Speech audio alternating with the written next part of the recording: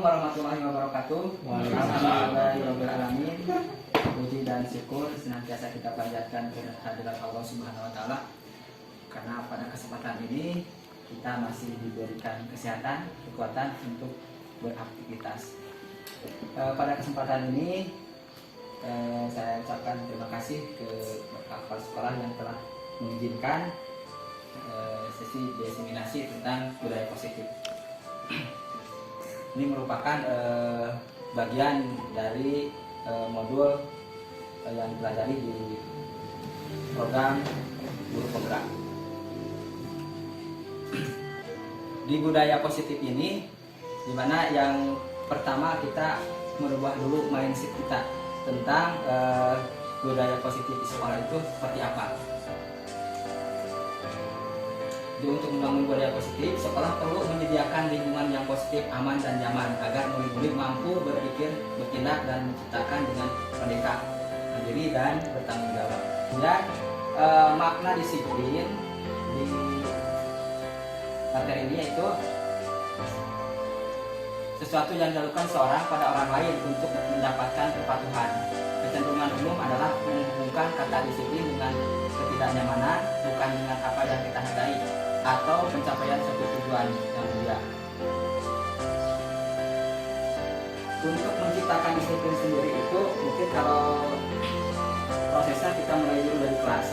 Jadi guru mata pelajaran atau wali kelas melakukan dulu kesepakatan kelas, misalnya datang jangan terlambat atau jangan yang lainnya. Kemudian peraturan kelas ini diharapkan menjadi keyakinan kelas, kemudian akan dengan harapan menimbulkan atau menyebabkan menjadi lingkungan kelas itu menjadi lingkungan yang positif, dan implikasinya sekolah menjadi sekolah yang berbudaya positif juga. Keyakinan kelas. Jadi yang dimaksud dengan keyakinan kelas ini setiap tindakan atau perilaku yang kita lakukan di dalam kelas dapat menentukan terciptanya sebuah lingkungan positif. Perilaku warga kelas tersebut menjadi sebuah kebiasaan yang akhirnya membentuk sebuah budaya positif. Nah, coba oleh Bapak dan Ibu, ini ada dua buah kesepakatan. Kira-kira bedakan mana yang menjadi kesepakatan dan mana yang menjadi keyakinan. Lebih condong ke kiri atau ke kanan? Misalnya yang kanan keyakinan atau yang kiri keyakinan, yang mana?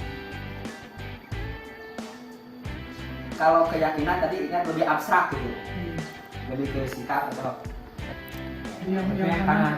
Yang kanan keyakinan ya? Lebih keyakinan yang kanan artinya. Ya. Dan ini lebih kesepakatan. Kami guru dan murid yang saling menyayangi kan. Bukan secara ini sebetulnya kalau sebetulnya tidak.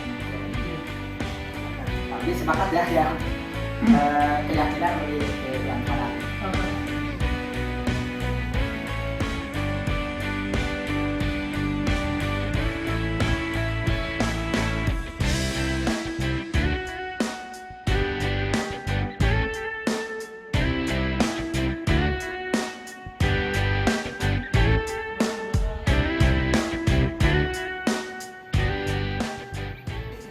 Ketika kami di kelas 9B membuat kesepakatan di dalam kelas untuk menjadi keyakinan, di mana kurang lebih ada 5 kesepakatan yang disepakati kemarin. Di antara salah satunya itu memakai masker, menerapkan protokol kesehatan dalam kelas. Saya tanyakan kepada anak yang mengusulkan itu, ternyata keyakinannya untuk melindungi diri sendiri dan orang lain. Ya, dimasukkan.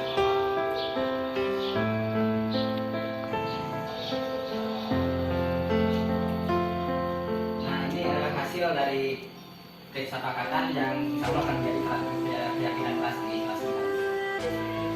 Kesepakatan kelas berfungsi sebagai media komunikasi untuk mengembalikan peran murid sebagai subjek pendidikan. Selain itu, kesepakatan kelas juga berfungsi sebagai salah satu cara guru untuk melatih tanggung jawab terhadap kesepakatan dan tanggung jawab.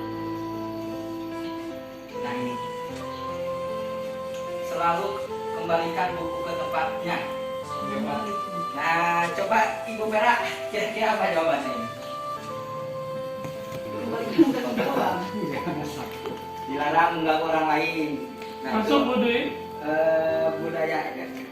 Kesepakatan ke orang apa? Yang pertama tanggung jawab. Iya. Yang kedua mengganggu orang lain yaitu maksudnya Hadir di melakukan dilarang melakukan Disiplin itu kekerasan. hadir disiplin. Itu kan peraturannya, itu kan ya jelas itu ada sanksinya gitu. Nah ini keyakinannya apa gitu? Apakah dilarang melakukan kekerasan itu untuk melindungi orang lain atau melakukan sebuah apa? Menghormati orang lain itu apa? Menggunakan masker seperti itu kan untuk apa? Melindungi diri sendiri dan orang lain. Jarang berlari di kelas atau di koridor itu kan ini ya. Nah, ini jawabannya. Tanggung jawab, dilarang mengganggu orang lain kan keyakinan itu menghormati orang lain dan diri sendiri. Kemudian dilarang menggunakan narkoba itu kan kesehatan. Nah ini kira-kira hukuman atau sanksi atau konsekuensi gitu yang coba menurut Pak Obay mencatat 100 kali di dalam buku kalimat saya tidak Sanksi akan dong. terlambat lagi. Sanksi. Kalau lari mengelilingi lapangan basket 2 kali karena terlambat hadir di sekolah.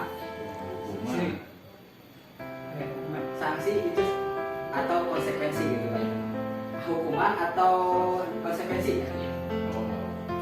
Murid diminta untuk push up 15 kali karena tidak menggunakan masker. Hukuman. Mengganti kertas tugas teman yang telah dicoret-coret. Konsekuensi. Kenapa konsekuensi? tanggung jawab. Meminta murid tidak mengenakan sepatu seharian di sekolah karena tidak menggunakan sepatu hitam. Hukuman itu mah. Area. Kita murid menggunakan sepatu seharian. Kemarin kan ada itunya apa? Ada kasusnya gitu Pak. Saya sharing dengan Pak Edi kebetulan masalah ini. Kemudian kenapa sih harus pakai sepatunya sepatu hitam semua di sekolah misalnya? Keseragaman mungkin ya. Tidak ada. Terus lari mengelilingi lapangan basket 2 kali karena terlambat 10 menit untuk pelajaran PIOK. Kira-kira sanksi atau hukuman tuh? Sanksi. Menurut saya sanksi. Sanksi kalau itu Bukan hukumannya Pak. bukan. Hukuman. Sanksi dan hukuman sama lah. Ini jawabannya. Beda Pak. Jawabannya. Sanksi. Jadi hukuman, ini juga hukuman. Satu hukuman. Oh, sanksi dengan itu sama. Oh, Sanksi atau konsekuensi. saya pikir sanksi itu beda dengan konsekuensi. Nah, ini posisi kontrolnya. Ternyata posisi kontrol kita itu ada 5. Ada penghukum, ada pembuat orang merasa bersalah, ada teman, pemantau, dan manajer. Kita kira-kira di posisi mana yang sudah kita lakukan selama ini? Misalnya untuk guru berbuat sebagai di posisi penghukum, menghadir, intonasi berbicara juga dan mimik itu bisa dilakukan. Kamu seharusnya kamu sudah tahu ibu lelah sekali, mengatakannya ibu stres. Kemudian posisi teman. Nah kalau posisi teman membuatkan alasan-alasan untuk muridnya. Misalnya guru berkata, ayolah lakukan demi ibu. Masa kamu tidak mau? Ingat tidak ibu pernah bantu. Ingat tidak ibu pernah bantu. Ini posisi teman gitu ya. Kemudian kalau posisi pemantau, apa peraturannya? Kalau ditanyakan anak yang misalnya ada masalah atau melanggar aturan, ini kalau posisi pemantau biasanya seperti ini. Kemudian di posisi manajer, itu yang pertama posisi penghukum, yang kedua posisi pembuat orang merasa bersalah, kemudian posisi sebagai teman, posisi sebagai pemantau, dan posisi sebagai manajer. Nah, yang sudah saya lakukan itu posisi sebagai manajer. Jadi memanggil anak tersebut, kemudian menanyakan gitu, tentang keyakinan yang dibuat gitu. Contohnya ketika anak tidak mengerjakan tugas, kenapa belum mengerjakan tugas? Ternyata alasannya dia membantu di kegiatan hajatan kakaknya. Yang terakhir ini ada restitusi. Restitusi itu adalah proses menciptakan kondisi untuk memperbaiki kesalahan mereka sehingga mereka bisa kembali pada kelompok mereka dengan karakter yang lebih kuat. Jadi itu harapan restitusi. Fokus. Restitusi mengembalikan murid yang berbuat salah pada kelompoknya. Nah, ini disebut dengan restitusi, segitiga restitusi. Ini restitusi yang sudah dilakukan kemarin di kelas 9C. Bisa diklik.